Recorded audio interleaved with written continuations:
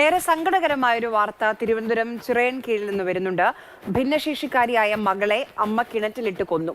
ചിറയൻകീഴി സ്വദേശിനി മിനിയാണ് 8 വയസ്സുകാരിയായ മകളെ കൊലപ്പെടുത്തിയത്.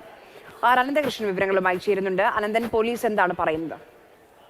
8 വയസ്സുകാരിക്കാണ് ദാരുണാന്ത്യം. ഭിന്നശേഷിക്കാരിയാണ്, അമ്മ കിണറ്റിലിട്ട് മകളെ കൊന്നു എന്നാണ് ലഭിക്കുന്ന വിവരം. അനന്തൻ, പോലീസ് നൽകുന്ന വിവരങ്ങൾ എന്തൊക്കെയാണ്? തിരുവനന്തപുരം ചിറയൻകീഴാണ് ദാരുണമായ സംഭവം നടന്നത്. അമ്മ മകളെ കിണറ്റിലിട്ട് കൊലപ്പെടുത്തുകയായിരുന്നു. 8 വയസ്സുകാരി അനുഷ്കയാണ് മരിച്ചത്. ചിറയൻകീഴ് സ്വദേശി മിനി ഇപ്പോൾ പോലീസിന്റെ കസ്റ്റഡിയിലാണ്. മിനി നേരിട്ട് പോലീസ് സ്റ്റേഷനിലെത്തി കീഴടങ്ങുകയായിരുന്നു. അതിനുശേഷമാണ് മകളെ കൊലപ്പെടുത്തിയ വിവരം പോലീസിനെ അറിയിച്ചത്. ഈ മാസം 19 മുതൽ ഈ മിനിയെയും മകൾ അനുഷ്കയെയും കാണാനില്ലായിരുന്നു. ഇത് സംബന്ധിച്ച് ബന്ധുക്കൾ പോലീസിൽ പരാതി നൽകിയിരുന്നു.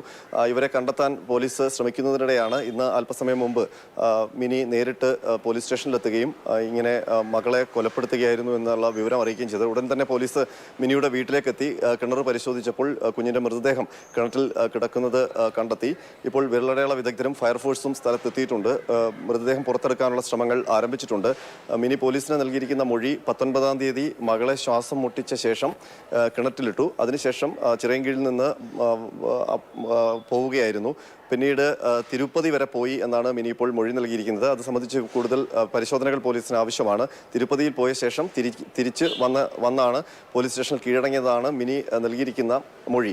എന്തിനാണ് മകളെ കൊലപ്പെടുത്തിയത് എന്നുള്ള കാര്യം വ്യക്തമല്ല. ഭിന്നശേഷിക്കാരിയാണ് ഈ 8 വയസ്സുകാരി അനുഷ്ക. അതിനൊപ്പം തന്നെ മിനിയുടെ ഭർത്താവ് അർബുദ രോഗം ബാധിച്ച് വീട്ടിൽ തന്നെ കിടപ്പ് രോഗിയാണ്. അപ്പോൾ എന്താണ് ഈ കുഞ്ഞിനെ കൊലപ്പെടുത്താനുള്ള കാരണം എന്നത് സംബന്ധിച്ച് ഇതുവരെയും പോലീസിന് കൃത്യമായ വിവരമില്ല. കൂടുതൽ ചോദ്യം ചെയ്യണം. ഇപ്പോൾ പോലീസ് ഈ കുഞ്ഞിന്റെ മൃതദേഹം പുറത്തെടുക്കാനുള്ള ശ്രമമാണ് നടക്കുന്നത്. ഈ കാണാതായ 19 തന്നെ കൊലപാതകം നടന്നുവെന്നാണ് ഇപ്പോൾ പോലീസ് മനസ്സിലാക്കിയിരിക്കുന്നത്. ശരി അനന്തൻ.